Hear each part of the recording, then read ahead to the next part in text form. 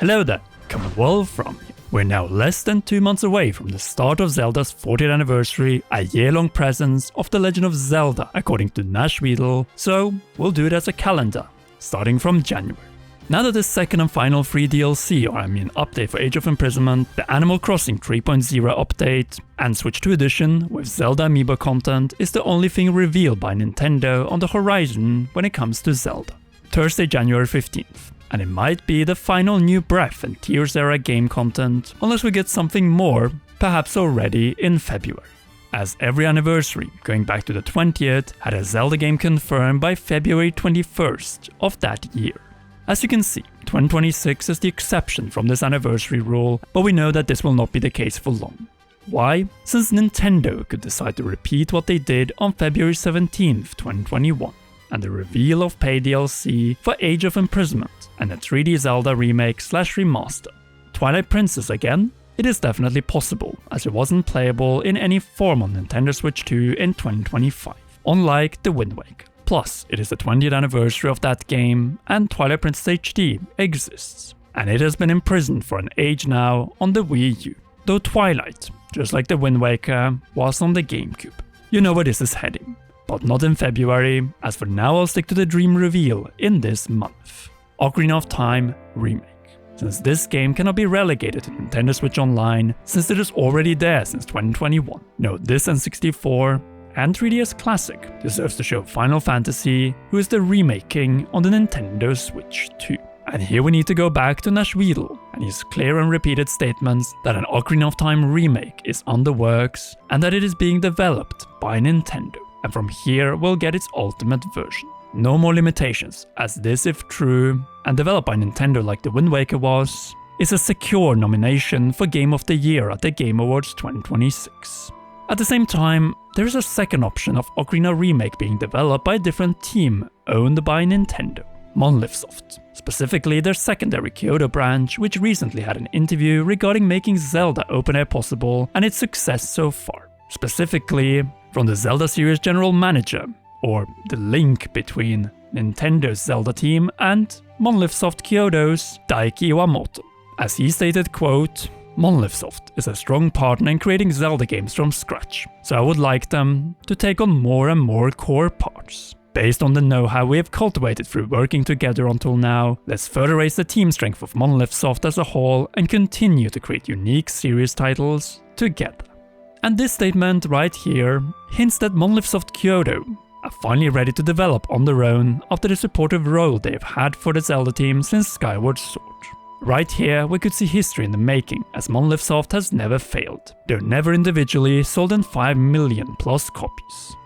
In other words, Monolith Soft Kyoto continuing having a supporting role to the Zelda team with the development of the next open-air Zelda, but also finally making games that they have worked on from start to finish, and pretty much alone. Maybe in Unreal Engine 5 or a brand new engine, expanding and improving the content, controls, world, gameplay and storytelling of Ocarina, plus adding missing content and the stuff Ocarina 3D provided to once again be the very best this legendary franchise has to offer.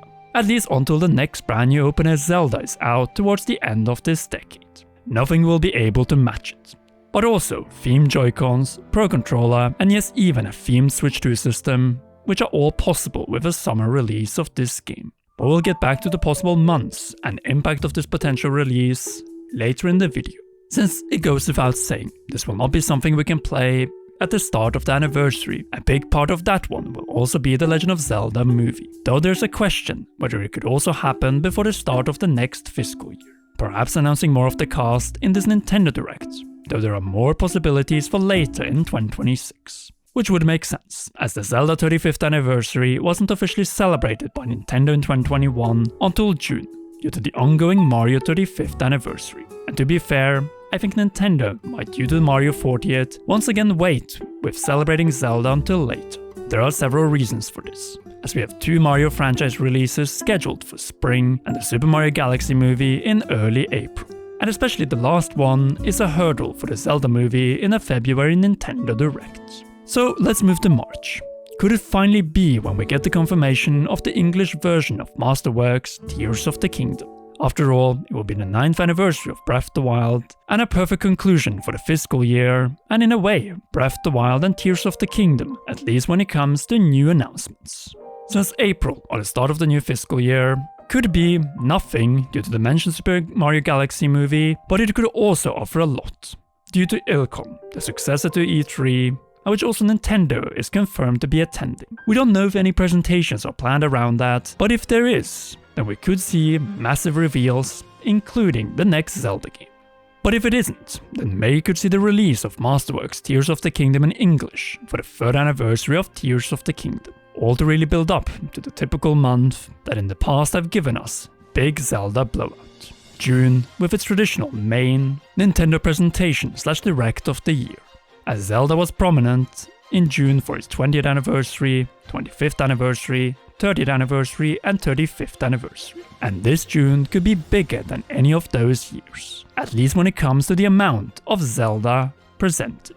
Since not only might we see the remake of the year again, free Switch 2 update for Skyward Sword HD, more footage of paid DLC for Age of Imprisonment, but also potential Zelda theme park area announcement and Zelda movie presence in Nintendo Direct if that one has been missing, and one last thing. Series producer Eiji Aonuma and the reveal of the first Nintendo Switch 2 exclusive brand new open-air Zelda game. Over 3 years after the release of Tears of the Kingdom, meaning that we are at worst at the middle point from the release of the next open-air game.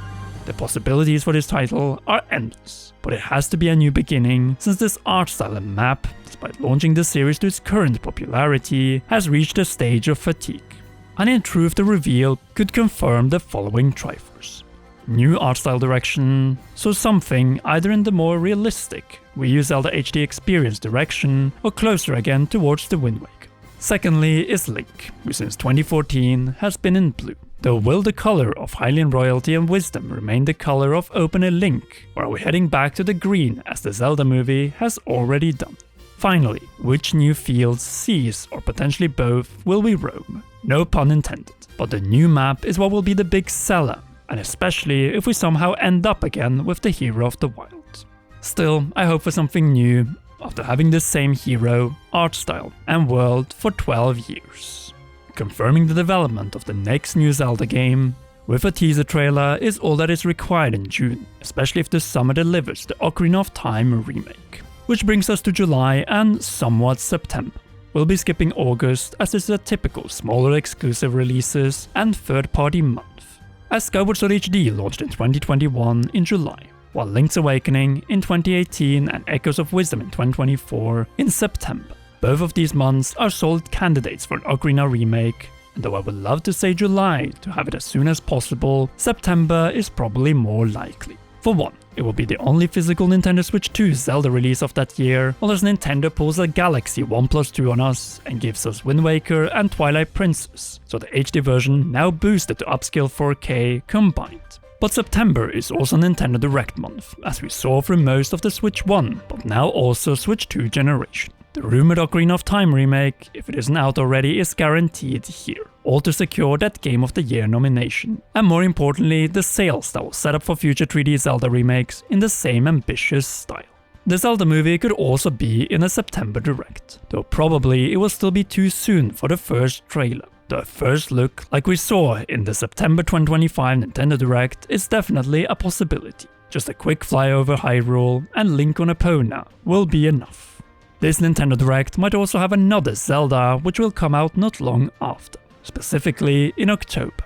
Twilight Princess on GameCube Switch Online, the perfect Halloween title, or Nintendo could just go for November, the 20th anniversary of Twilight Princess and the Wii. But since we have already brought up November, the first full trailer for the Zelda movie. As the movie premieres in May 2027, a first trailer around this time makes sense. November is also when the first 4 figures Decade Master Sword will be delivered to those who ordered it early, and most likely Pokemon Gen 10, so I don't expect any major Zelda releases in this month. But let's end with December, as the original Super Mario Bros. Movie and the Super Mario Galaxy movie had new clips to premiere at the Game Awards in December 2022 and 2025. In 2026, it will be Zelda's time to shine equally, and just like that we've gone through 2026. But what do you think will be the calendar of this great Zelda celebration? sound off in the comments below. If you haven't already, then be sure to leave a like, subscribe and press the notification bell. Last but not least, a big thanks to you for watching and to all our patreon.com/commonrealm patrons. Special shoutouts go to Raw Producer Jonathan and heroes Cheryl, Garrett Hoy, Holly Wolf and Kintaro. You rock, and please enjoy these awesome videos.